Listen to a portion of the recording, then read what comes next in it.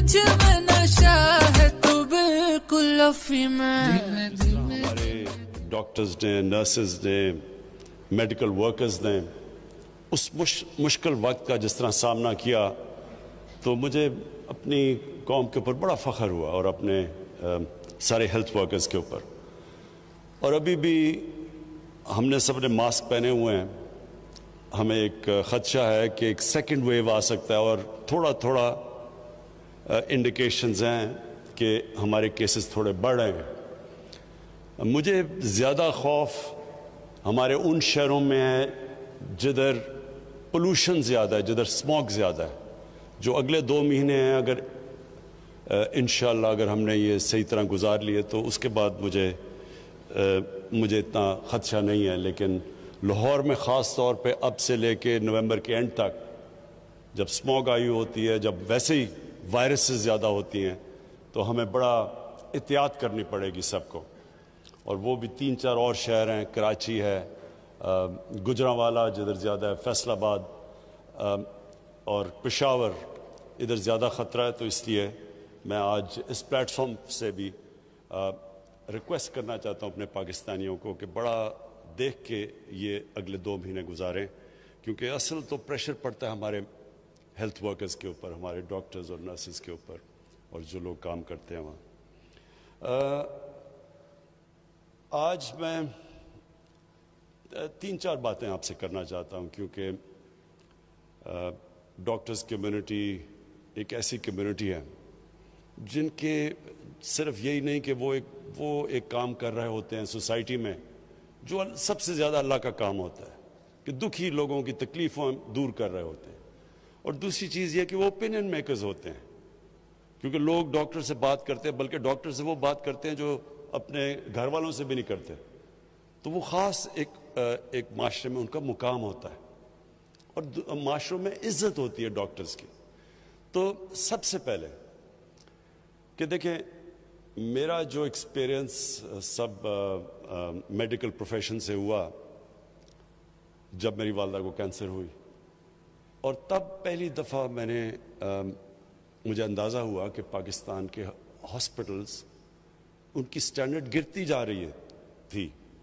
یعنی میری ساری فیملی ہم میو ہاسپٹل میں پیدا ہوئے تھے اور ہمارے گورنمنٹ ہاسپٹلز کی بہت اچھی سٹینڈرڈ تھی جب ہم بڑے ہو رہے تھے، سسٹمز اچھے تھے.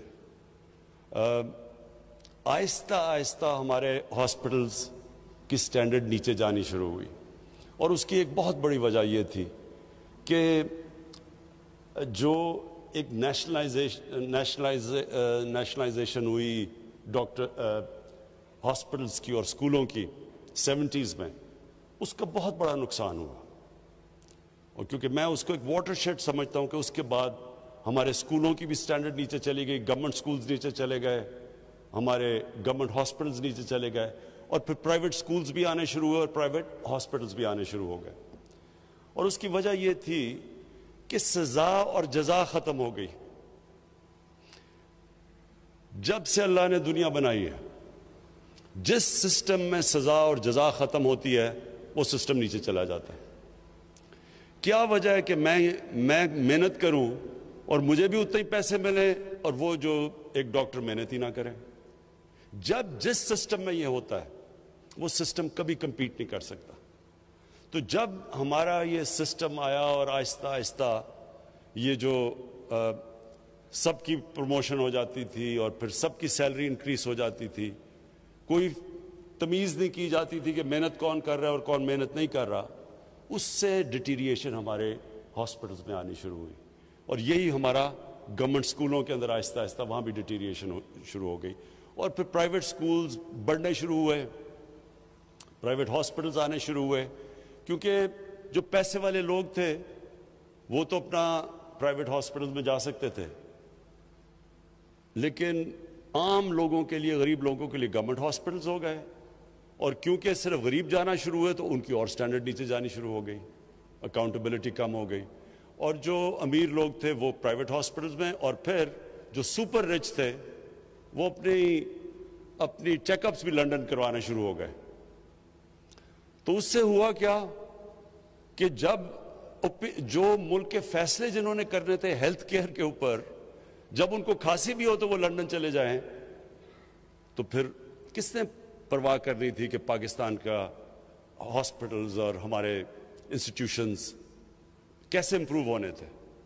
تو یہ جو آہستہ آہستہ ڈیٹیریشن ہوئی، ہم اب اس سٹیج پہ ہیں کہ ہمیں اب اس ساری چیز کو ٹھیک کرنا ہے۔ مجھے لوگ کہتے ہیں جی جب سے میں ابھی 2 سال 26 مہینے ہوئے ہیں، عمران صاحب کدھر گیا جی نیا پاکستان؟ میں ان لوگوں کو سمجھا کے تھک گیا ہوں کہ نیا پاکستان ایک سوئچ نہیں ہے، گورنمنٹ آئی سوئچ ہوا تو نیا پاکستان بن گیا۔ یہ فیری ٹیلز میں ایسی چیزیں ہوتی ہیں۔ اصل زندگی کے اندر ریفارم پروسیس ایک جد و جہد کا نام ہے۔ ایک قوم جد و جہد کرتی ہے چینج کے لیے، پوری ایک قوم مل کے سٹرگل کرتی ہے، پھر چینج آتا ہے۔ اور دنیا میں بڑی بڑی قوموں ہمارے سے برے حالات سے اٹھ کے کہاں پہنچ گئی، لیکن سٹرگل کر کے پہنچی۔ جب میں مدینہ کی ریاست کی بات کرتا ہوں تو میں اپنے سارے لوگوں کو کہتا ہوں وہ سٹڈی کریں، وہ دنیا کی تاریخ کا سب سے یونیک فنومنا تھا۔ کبھی ایسی چیز ہوئی نہیں دنیا میں، دنیا کی تاریخ میں کبھی ایسی چیز نہیں ہوئی۔ یہ تاریخ کا حصہ ہے، ہمارے دین کا حصہ تو ہے ہی، لیکن ہمیں اس کو تاریخ کا حصہ بنانا چاہیے، کیونکہ ہم سیکھیں گے اس سے۔ کیوں اللہ قرآن میں کہتا ہے کہ نبی صلی اللہ علیہ وسلم کی سنت پہ چلو؟ اللہ کو تو کوئی فائدہ نہیں اس سے، ہماری بہتری ہے۔ وہ جو ماڈل بنا تھا مدینہ کا، اس کے اوپر دنیا کی تاریخ کا سب سے عظیم سیویلائزیشن کھڑا ہوا تھا، تو وہ کوئی ماڈل بنایا تھا نا دنیا کے گریٹسٹ لیڈر نے۔ تو جب اللہ ہمیں ان کی سنت پہ چلنے کو کہتا ہے تو وہ ہمیں، جس طرح آج کل کے میں بڑے نوجوانوں کو دیکھتا ہوں کہ بل گیٹس کی کتاب پڑھ لی، وہ دوسرا وہ اسٹیو جابس کی کتاب پڑھ لی کہ کامیاب کیسے ہونا ہے، وہ اس لیے پڑھتے ہیں نا کہ ان کو رول ماڈل بناتے ہیں۔ لیکن کسی بھی دنیا کے انسان نے وہ اچیو نہیں کیا جو نبی صلی اللہ علیہ وسلم نے کیا، تو اس کو سٹڈی کریں۔ قرآن ہمیں یہ کہہ رہی ہے کہ اس کو سٹڈی کریں۔ تو وہ جو انہوں نے اسٹیٹ بنائی تھی، وہ ایک سٹرگل تھی، 4-5 سال تو وہاں بڑی سٹرگل کی انہوں نے۔ امہ خطرے میں تھی 4-5 سال۔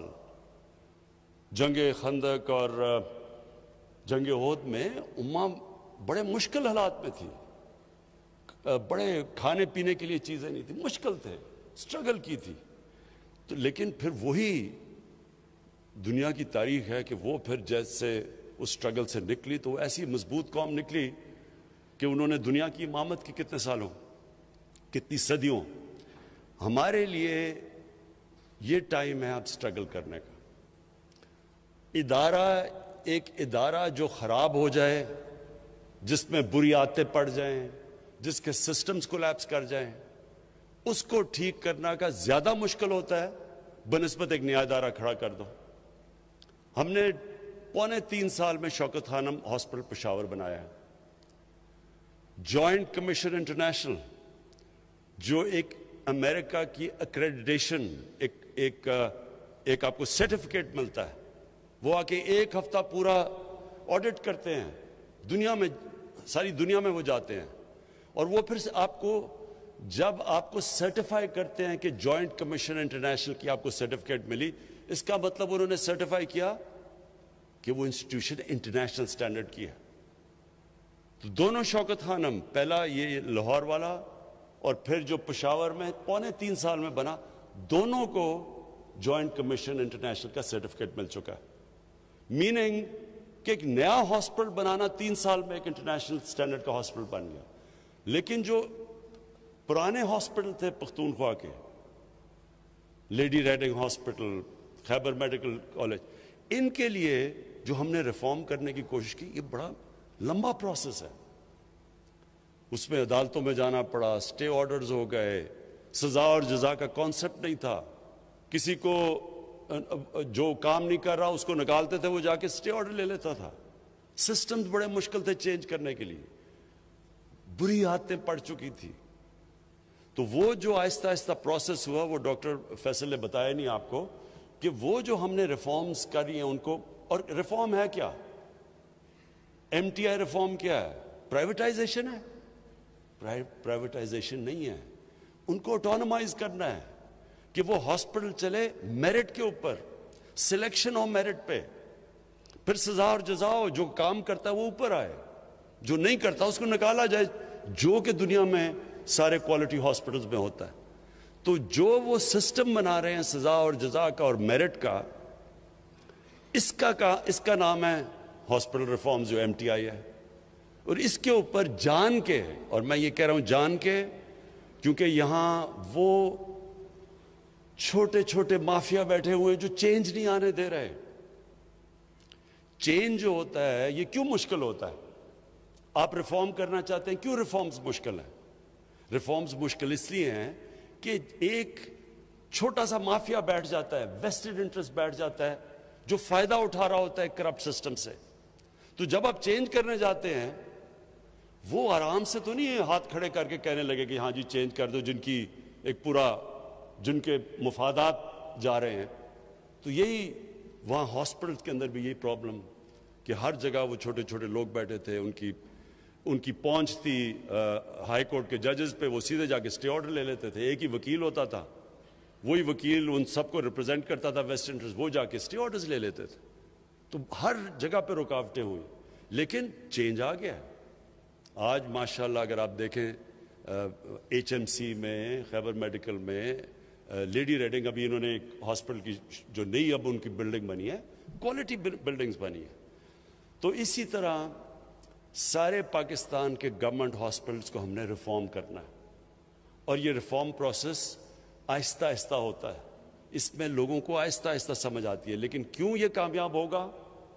क्योंकि जब एक आम आदमी की जिंदगी बेहतर होती है, इसका मतलब कि आपको पब्लिक आपके साथ खड़ी हो जाती है, और हमेशा वेस्टेड इंटरेस्ट को सिर्फ शिकस्त देती है पब्लिक आपके साथ खड़े होकर, क्योंकि वेस्टेड इंटरेस्ट ताकतवर होता है। यही हो रहा है। अब आप देखते हैं वो सारे जेब कुतरे एक ही स्टेज पे खड़े होकर शोर मचाते हैं, जी तबाह हो गया, मारा गया, मुल्क तबाह हो गया। वो क्या है कि उनकी पहली दफा उनको नजर आ रहा है कि उन्होंने जो इस मुल्क में चोरी की, जो मुल्क से गद्दारी की, उनको अब अकाउंटेबल, उनका एहतसाब होगा। और वो एक ऐसा प्राइम मिनिस्टर आया जो आप जो मर्जी कर ले, वो ब्लैकमेल नहीं होने लगा, उसने एहतसाब करना है इनका।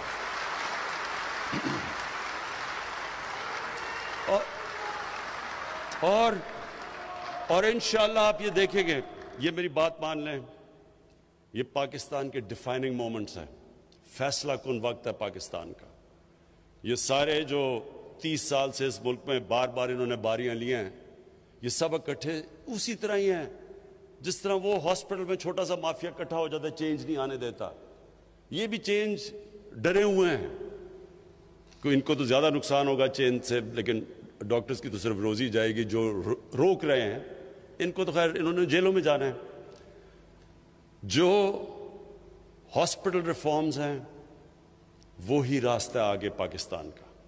हमारे हॉस्पिटल्स, ये बिल्कुल नहीं होना चाहिए कि सिर्फ गरीब आदमी गवर्नमेंट हॉस्पिटल में जाए और वहाँ उसको जैसा इलाज सब स्टैंडर्ड मिले, और सिर्फ पैसा हो तो आपको अच्छा इलाज प्राइवेट हॉस्पिटल्स में मिले। दूसरी चीज़, हेल्थ कार्ड, इंसाफ हेल्थ कार्ड। देखें, हमें पख्तूनख्वा में जब आए तो 2-3 साल तो मुसलसल ये सुनना पड़ा, जी किधर है नया पख्तूनख्वा। सारे हमें कहें जी किधर है, जी किधर है तब्दीली। तो जब रिजल्ट आया 5 साल के बाद, तो कभी भी पख्तूनख्वा में यह नहीं हुआ कि एक हुकूमत को उन्होंने दूसरी दफा बारी दी हो। इस बारी एक हमारी कोलिशन हुकूमत थी। जब इलेक्शन हुआ तो 2/3 अक्सरियत मिली हमें।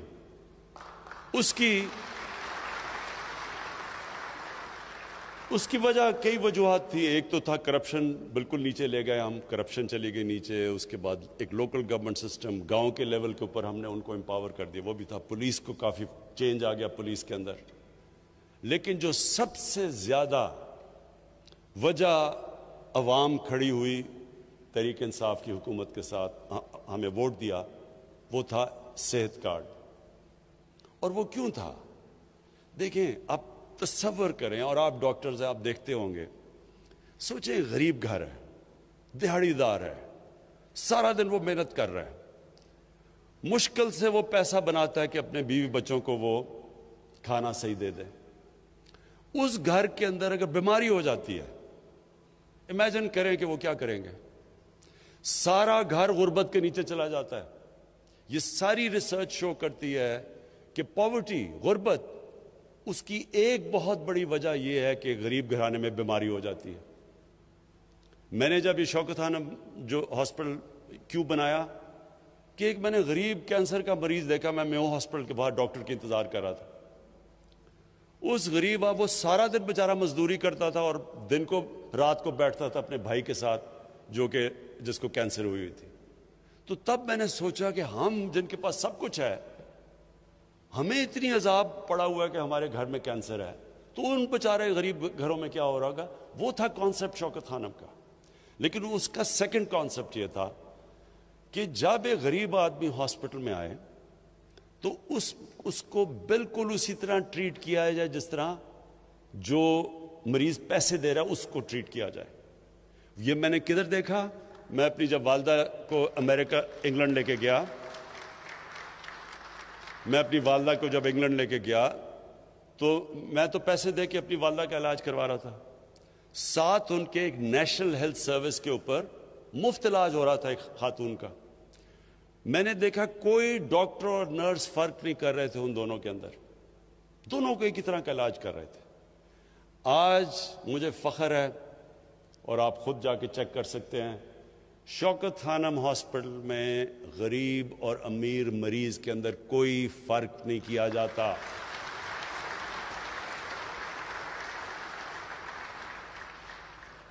اور یہ آپ خود دیکھ سکتے ہیں. اچھا, اب میں آپ کو جو انٹرسٹنگ بات بتانا چاہتا ہوں, کیونکہ آج میری میٹنگ ہوئی, doctor Yasmin finance minister Punjab کے وہ بیٹھے ہوئے اور پھر عثمان بزدار. تو جو میری آج ان سے بات ہو رہی تھی مجھے یاد آ گیا آج سے تقریباً 25 سال پہلے جب شوکت خانم کھلا تو ہماری اسی طرح کی ڈیبیٹ ہو رہی تھی. میں نے لوگوں کو کہا تھا, جو پیسہ اکٹھا کیا سڑکوں پہ جا کے, میں نے سب کو کہا کہ یہ ہاسپٹل میں غریب آدمی کا مفت علاج ہوگا. ہمارا بورڈ آف گورننس کی میٹنگ ہو رہی ہے اور ہمارا تب چیف ایگزیکٹو ایک امریکن ہم باہر سے لے کے آئے تھے, کیونکہ پاکستان میں کوئی ایڈمنسٹریٹر نہیں تھا جو کہ ایک اسپیشلائزڈ کینسر ہاسپٹل کو چلا سکے. تو اس نے بیٹھ کے بورڈ آف گورننس کی میٹنگ میں جب ہو رہا, اس نے کہا کہ اگر آپ نے 5% سے زیادہ کینسر کے مریضوں کا مفت علاج کیا تو میں آج آپ کو رائٹنگ میں دے رہا ہوں کہ یہ 3 مہینے میں ہاسپٹل بند ہو جائے گا. کیونکہ کینسر کا علاج اتنا مہنگا ہے, یہ ہو ہی نہیں سکتا کہ آپ 5% سے زیادہ. اور اس نے پھر دنیا میں مثالیں دی, ٹاٹا انسٹیٹیوٹ اس نے بتایا ہندوستان میں, اس کا بتایا, اور کہ یہ سارے ہاسپٹل کہیں بھی 5% سے زیادہ کینسر کے مریضوں کا مفت علاج نہیں ہوتا. تو میں نے تو اس کو کہا کہ میں نے تو لوگوں سے وعدہ کیا ہوا ہے کہ 70% کینسر کے مریضوں کا میں مفت علاج کروں گا. میں نے تو یہ کوئی پرائیویٹ ہاسپٹل بنانے کے لیے تو نہیں کیا, میں نے تو کوئی اس لیے تو نہیں پیسہ اکٹھا کیا کہ میں کمرشل ہاسپٹل بنا دوں. وہ 3 مہینے کے بعد چلا گیا, وہ 3 مہینے کے بعد چلا گیا. آج بھی دنیا کا یہ واحد کینسر ہاسپٹل ہے جدھر 75% کینسر کے مریضوں کا مفت علاج ہوتا ہے, اور آج بھی چل رہا ہے. تو میں نے آج جو میٹنگ کی, ڈاکٹر یاسمین بہت گھبرائی ہوئی تھی, برا حال تھا ان کا, کیونکہ میں نے کہا کہ سارے پنجاب کے آپ نے لوگوں کو ہیلتھ کارڈ دینا ہے. تو اور میں یہ بھی بتا دوں کہ پختونخوا میں انہوں نے فیصلہ کر لیا ہے کہ سارے پختونخوا کے لوگوں کو ہیلتھ کور دیں گے, ہیلتھ کارڈ دیں گے. یہ بہت بڑی بات ہے. ڈیولپ ملکوں کے اندر, امیر ملکوں کے اندر بھی یہ نہیں ہوتا کہ ساری یونیورسل ہیلتھ کوریج امیر ملکوں میں بھی نہیں ہے. تو جب میں نے ان کو بتایا کہ پختونخوا میں انہوں نے کر دیا تو آپ کو بھی پنجاب میں کرنا ہے, تو انہوں نے بڑا کہا جی پنجاب بہت بڑا ہے, پتہ نہیں کدھر سے پیسے آئیں گے, 40 ارب, پتہ نہیں کتنے ارب. تو میں نے ان کو یہ تب بھی یہ سمجھایا کہ دیکھیں یہ آپ جب ایک غریب انسان کو جب ان کو آپ ان کے پاس ہیلتھ کارڈ آئے گا غریب گھرانے کے اندر ہو سکتا ہے ان کو علاج نہ ہی کروانا پڑے لیکن ان کو جب کانفیڈنس ہوگا کہ اگر ہمیں کوئی ہمارے گھر میں بیماری ہوتی ہے تو ہم صرف گورنمنٹ ہاسپٹل نہیں ہیلتھ کارڈ کی وجہ سے کسی بھی ہسپتال میں جا کے اپنا علاج کروا سکتے ہیں. اب سوچیں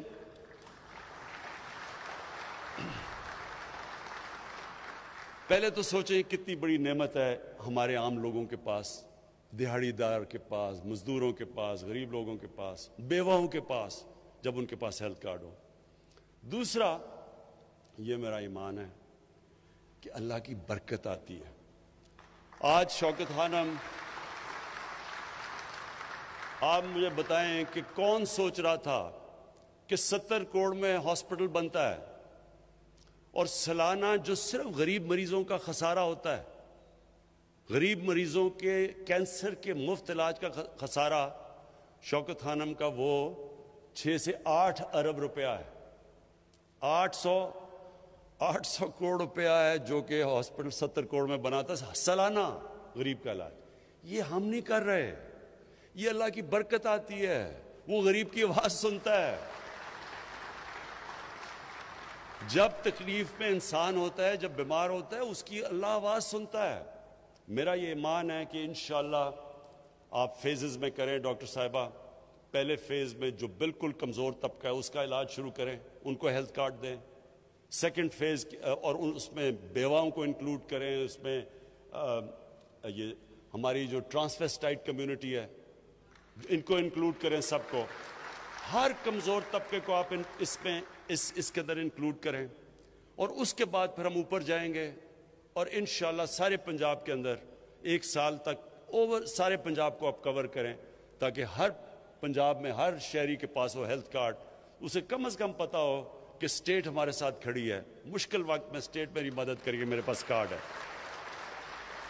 اور اس سے میں ایک اور بھی آپ کو چیز بتا دوں اس سے سارا جو ہمارا آئیڈیا ہے ہیلتھ سسٹم کا جو ہم پورا ایک ہیلتھ سسٹم نیا لانا چاہتے ہیں یہ سارا پنجاب کا اور کے پی کا ہیلتھ سسٹم بدل جائے گا. وہ کیسے جب ہیلتھ کارڈ میں لوگوں کے پاس وہ جا کے کہیں بھی جا کے علاج کروا سکیں گے تو اس سے نئے ہاسپٹلز بنیں گے.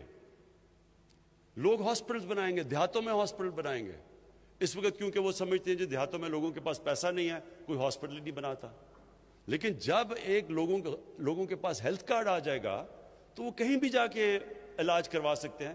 تو اس سے اور پھر ہم پرائیویٹ ہاسپٹل کو اب پرائیویٹ سیکٹر کو انکریج کر رہے ہیں. کوئی بھی ایکوپمنٹ جو پاکستان میں نہیں بنتی اگر ہاسپٹل کے لیے امپورٹ کرنا چاہتے ہیں وہ ڈیوٹی فری آئے گی.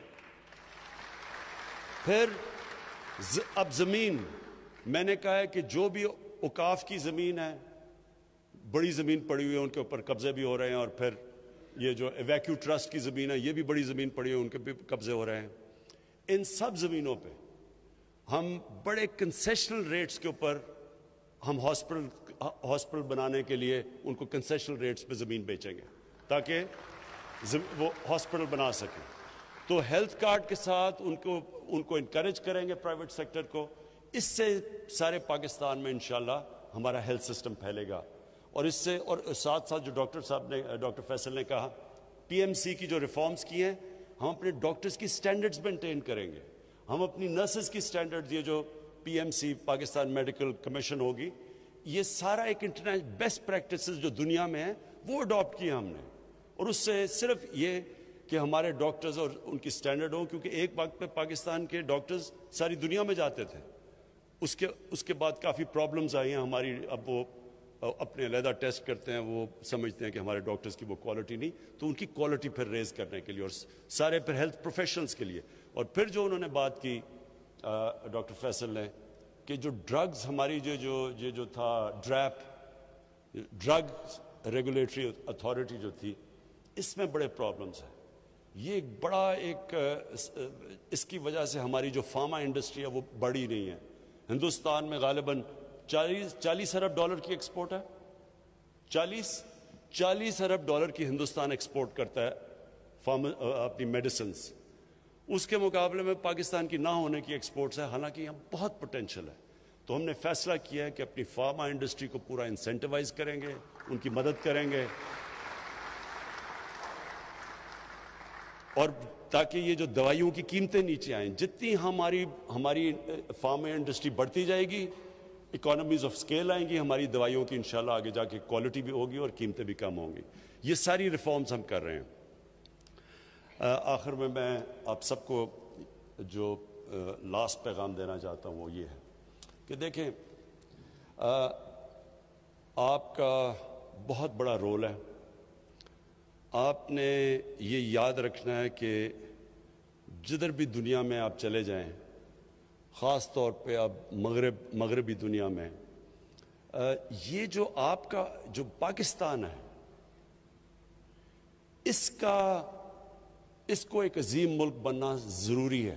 اب تک ہماری جو پڑھے لکھے لوگ تھے وہ سمجھتے تھے، ڈاکٹر کمیونٹی بھی، اور بڑی تکڑی ہماری پاکستان کی ڈاکٹرز کمیونٹی ہے امریکہ کے اندر اور یورپ میں بھی، لیکن امریکہ میں خاص طور پہ جو نارتھ امریکن پاکستانی فزیشنز ہیں، میرا ان سے بڑا انٹریکشن ہے، وہ بڑی پاورفل کمیونٹی ہے. لیکن جو میں حالات دیکھ رہا ہوں اسلاموفوبیا کے، جو بھی فرانس میں ہوا ہے، اور میں نے آج سارے مسلمان ملکوں کے جو ہیڈز آف اسٹیٹس ہیں ان سب کو میں نے آج خط لکھا ہے کہ ہمیں ساروں کو مل کے مغرب کو بتانا چاہیے کہ نبی صلی اللہ علیہ وسلم کی ہمارے دلوں میں کیا جگہ ہے، کتنا پیار اور عقیدہ ان سے. تو کتنی ہمیں تکلیف ہوتی ہے جب یہ اس طرح کی ان کے اوپر کارٹونز یا کچھ بھی کرتے ہیں، تو یہ مسلمانوں کو کتنی تکلیف ہوتی ہے.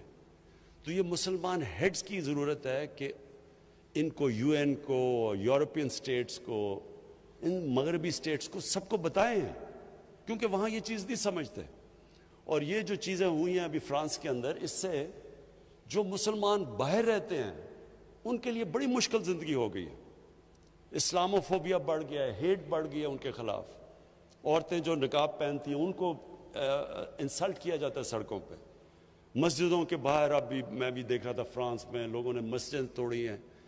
تو پہلے تو ہمیں مسلمان ملک میں جو مسلم لیڈرز ہیں، ہم سب کو اکٹھے ہو کے بتانا چاہیے مغرب کو کہ یہ اگر آپ یہودیوں کی جو ہولوکاسٹ ہے اس پہ آپ اتنے سینسٹیو ہیں، اور ٹھیک ہے آپ سینسٹیو ہیں کیونکہ ان کے کسی بھی ہیومن کمیونٹی کو تکلیف ہوتی ہے تو سینسٹیو ہونا چاہیے، لیکن ہمارے لیے بھی ہماری سینسٹیو بھی دیکھیں کہ ہمارے لیے یہ سب سے اللہ کی جو کتاب ہے قرآن اور نبی صلی اللہ علیہ وسلم کا جو پیار ہے، یہ سب سے زیادہ ہمیں تکلیف دیتا ہے جب اس کے خلاف ان کی کوئی بے حرمتی کرتے ہیں آپ.